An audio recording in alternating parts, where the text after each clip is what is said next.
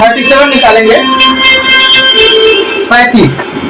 जिनके पास पवित्र बाइबल है वो भजन संहिता निकालेंगे। कितने लोगों के पास बाइबल अपने हाथ उठाएं? भजन संहिता 37 3 से लेकर के 5 हम लोग पढ़ेंगे। और आइए हम लोग एक साथ पढ़ेंगे। और भला कर देश में बसा रह और सच्चाई में मन लगाए रह, यहोवा को अपने सुख का मूल जान और वह तेरे मनोरथों को पूरा करेगा। अपने मार्ग की चिंता यहोवा पर छोड़ और उस पर भरोसा रख, वही पूरा करेगा। आमीन। मेरे क्यों ये जो वचन आप लोग सुन रहे हैं, पढ़ रहे हैं, परमेश्वर के वचन में लिखा है यहोवा पर क्या कर, भरोसा रख और भला कर, देश में बसा रह। यहाँ बुरा करने के लिए कहा गया है, क्या करने के लिए कहा? अब हमें और आपको अपने आप से जांचना है कि क्या हमसे जो कनेक्टेड लोग हैं, क्या उनके साथ भला कर रहे हैं या बुरा कर रहे हैं? चाहे वो आपके घर के हो, चाहे आपके परिवार के हो, चाहे आपके बगल के हो, रिश्तेदार हो, पास-पड़ोस हो, कोई भी हो, क्या आप उनके साथ भला कर रहे हैं या आप बुरा कर रहे हैं? ये आपको अपने आप से जांचना है, परखना अपने आप से। इसलिए हम किसी को हाथ बढ़ा के ये नहीं कह सकते कि आप बुरा करते हैं, आप बुरा करते हैं, आप बुरा करते हैं, नहीं। ये आप अपने आप से जांचें, क्योंकि प्रभु का वचन कहता है हर एक व्यक्ति अपने आप को जांचे। हालेलुया। जब हम और आप अपने आप को जांचते हैं, तब जब हम सही पाए जाते हैं तो हमें हमारे ऊपर घमंड होता है। हालेलुया। इसलिए प्रभु के वचन में लिखा है सबसे पहले क्या करो, यहोवा पर भरोसा रखो, और दूसरा क्या है, भला करो, और तीसरा क्या है, देश में बसा रहो। हालेलुया। जब आप प्रभु पर भरोसा करते हैं तो आप भला करना शुरू कर दीजिए, और भला करने के साथ साथ आप प्रभु में क्या करिए, बने रहिए। बसा रहने का मतलब क्या है? जैसे देश में बसा रहा, तो देश में बसे रहने का मतलब क्या है, उसी देश में बना रहा। तो हमें प्रभु में भी क्या करना है, बने रहना है। क्या आप इस गांव में हैं तो क्या आपको सर्दी जुकाम नहीं होता है? क्या यहाँ से आप सकड़िया चले जाएंगे तो सर्दी जुकाम नहीं पकड़ेगा? चाहे यहाँ रहेंगे तो भी पकड़ेगा, वहाँ रहेंगे तो भी पकड़ेगा। चाहे दिल्ली मुंबई कहीं चले जाएंगे, वहाँ भी मौसम जब बदलेगा तो सर्दी जुकाम बुखार ये सब लगा रहेगा। अब हम सर्दी जुकाम बुखार के डर से अगर अपना घर छोड़ के भाग जाएं, अपना देश छोड़ के भाग जाएं, अपने प्रभु को छोड़ के भाग जाएं, तो क्या हमारा भरोसा परमेश्वर पे है? नहीं। हालेलुया। और परमेश्वर के वचन में लिखा हुआ है कि परमेश्वर के देश में क्या करो, बसे रहो। हालेलुया। लेकिन हम परमेश्वर में बने नहीं रह पाते हैं। क्यों? क्योंकि जब हमारे जीवन में समस्याएं आती हैं, परेशानियां आती हैं, कुछ ऐसे विपत्तियां आती हैं जिसमें हम विचलित हो जाते हैं, शारीरिक से, मानसिक रूप से, तो हम क्या करने लगते हैं, देश छोड़ के भाग जाते हैं, यानी प्रभु को छोड़ के भाग जाते। हालेलुया। तब हमारा विश्वास फिर पुराने वाले जीवन में आ जाता है, और प्रभु का वचन कहता है तुम संसार के सदृश ना बनो। लेकिन हम फिर क्या हो जाते हैं, संसार के सदृश हो जाते हैं। हालेलुया। क्योंकि हम और आप जब मसीह में हैं तो हम क्या है, नई सृष्टि। हालेलुया। हम मसीह में क्या है, नई सृष्टि है। तो जब हम नई सृष्टि है तो हमारे अंदर की पुरानी बातें क्या हो गई, बीत गई, खत्म हो गई। अब उसे हमें दोहराना नहीं। हमने बहुत बार आप लोगों को बताया, जितने लोग कलीसिया में कंटिन्यू हैं उन लोगों ने सुना होगा, हमने बताया है कि हमारा पहले जीवन क्या था उससे मतलब नहीं, आज हम क्या हैं, आज वर्तमान को सही करेंगे तो हमारा भविष्य ऑटोमेटिक सही हो जाएगा। हालेलुया। भूतकाल में आपने क्या किया, आपका बीता हुआ समय में आपने क्या किया, उसको खत्म करिए। एक जगह प्रभु के वचन में लिखा है, प्रभु ने कहा अपने चेलों को मेरे पीछे हो लो। एक व्यक्ति ने कहा प्रभु हमारे घर पे तो मर गए, जा रहे हैं, गाड़ के आते हैं तो हम आपके पीछे होंगे। प्रभु ने कहा मुर्दों को मुर्दा गाड़ने दो। हालेलुया। यानी इसका मतलब क्या है, जो मरी हुई बातों को, जिस बात का कोई मतलब नहीं है, उस बातों को लेके जो ढो रहे हैं उनको ढोने दो और तुम प्रभु के पीछे दौड़ो। अगर आप अभी पुरानी बातों को जो हो गई है, खत्म हो गई है, उसको लेके अगर ढोएंगे तो आप कभी प्रभु में आगे नहीं बढ़ सकते। हालेलुया। इसलिए प्रभु का वचन कहता है कि पुरानी बातें बीत गई, देखो सब नया हो गया। अब तुम इस संसार के सभी से न बढ़ो, क्योंकि तुम परमेश्वर में एक नई सृष्टि हो। हालेलुया। इसलिए हम लोगों ने पहला सीखा क्या? परमेश्वर पे भरोसा रखना। और दूसरा क्या सीखा? जब हमने भरोसा रखा तो हमें क्या करना चाहिए? भलाई करना चाहिए। हालेलुया। भलाई, भाला, भाला का उल्टा क्या होता है? हम बताएं। नहीं उल्टा करने आ रहा तो भला भला जल्दी जल्दी बोले। लाभ लाभ लाभ लाभ लाभ, समझ रहे आप? जब आप किसी के साथ भला करेंगे तो आपका लाभ होगा, यानी आपके जीवन में उन्नतियां होना शुरू हो जाएंगी। तब जब आप दूसरों के लिए भला करना सीखें। हालेलुया। इसीलिए एक जगह हमने परमेश्वर के वचन को सीखा कि परमेश्वर ने 9 आत्मिक फलों को दिया। और 9 आत्मिक फल कौन है, कोई बता सकता है? बताइए।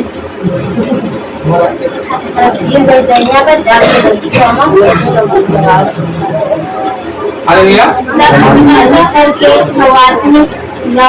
हाँ बताइए। नम्रता, विश्वास, धीरज, भलाई, दया। हालेलुया। इतनी सारी चीजें क्या है?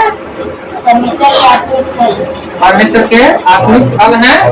और ये आत्मिक फल कितने हैं? 9। गणित में अगर आप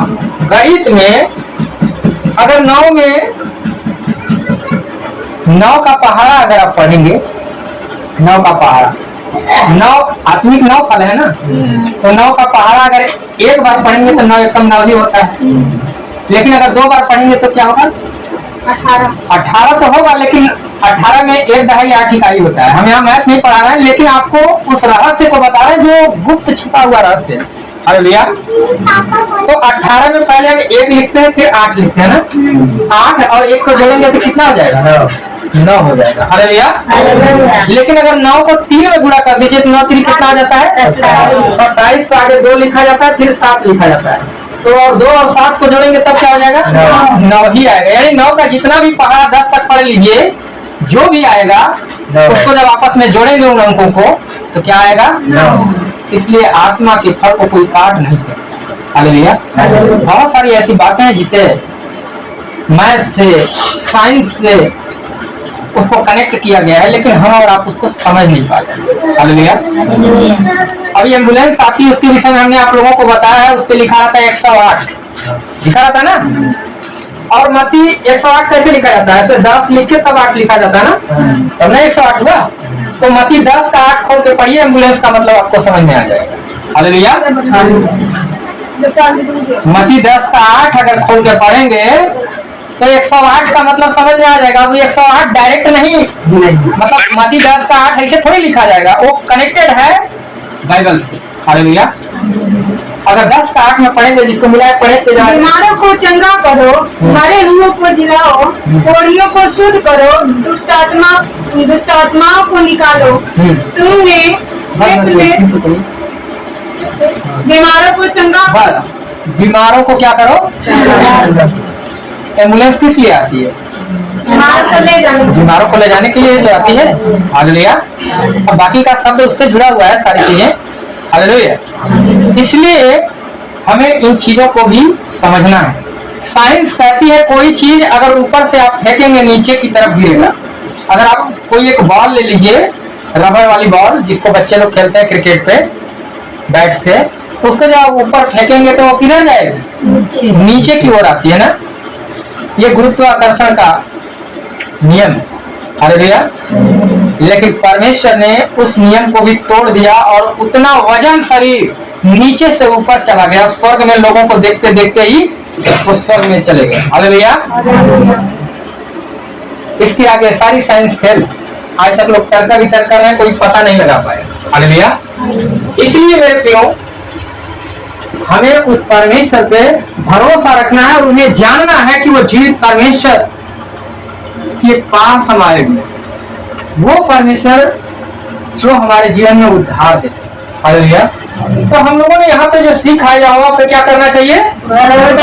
भरोसा रखना चाहिए। और दूसरा क्या करना चाहिए? भलाई करना चाहिए। भलाई क्यों करना चाहिए? क्योंकि उससे हमें भी लाभ है। हालेलुया। आपको भी लाभ है। इसीलिए कभी आप देखते हैं, लोग कहते हैं, भले ही वो वचन को जाने चाहे ना जाने, लोग कहते हैं देने से खत्म ना होगा। ऐसे लोग बोलते हैं ना। इसका मतलब क्या? देने से खत्म नहीं होता। इसका मतलब क्या? कि आप देंगे तो आशीषें और आएंगे। जब आप खेत में 1 किलो गेहूं बोते हैं तो 1 किलो नहीं काटते, 10 किलो बोते हैं तो 10 किलो नहीं काटते। कितना काटते हैं? तो मन में काटते हैं, कुंटल में काटते हैं। काटते हैं कि नहीं काटते? लेकिन दिया कितना आपने खेत को? 10 किलो 20 किलो, जो भी आपका खेत का आया, मतलब जितना भी आकार हो उसके अनुसार 1 बीसा 2 बीसा 10 बीसा जितना उसके अनुसार आप बीज डालते हैं। लेकिन क्या जितना आपने बोया था उतना ही काटा? नहीं। हालेलुया। वैसे ही परमेश्वर के वचन में लिखा है, जब परमेश्वर पे आप भरोसा रखते हो तो आप क्या करो? भला करो, भलाई करो। और जब भलाई करोगे तो उसकी आशीष आपके जीवन में उसकी कई गुना आएगी। हालेलुया। और आगे लिखा है, देश में बसा रह, यानी परमेश्वर में हमें बने रहना है। परिस्थितियां चाहे कैसी भी हो, हमें लड़ना नहीं है और उस परिस्थितियों का क्या करना है? सामना करना है। गिड़गिड़ाना नहीं है, रोना नहीं है, बिलखना नहीं है। हम किसी मनुष्य के सामने न रोए। अगर हमें रोना ही है तो हम किसके सामने रोए? परमेश्वर के सामने रोए। हालेलुया। ऐसे व्यक्ति के सामने रोए जो आपके दुख को सुने, समझे और आपका मदद करे। अब इंसान के सामने रोएंगे, वो आपको देख के वो रोने लगेगा, तो खुद रोने लगेगा, तो आपकी मदद कैसे कर सकता है? रोने का मतलब जरूरी नहीं कि अखिए से रोए।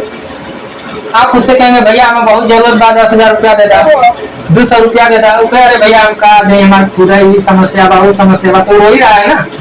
चाहे वो वैसे रोए चाहे इसे रोए, रो रहा है कि नहीं? हालेलुया। इसलिए परमेश्वर के वचन में लिखा हुआ है कि आप मनुष्य के सामने न रोए।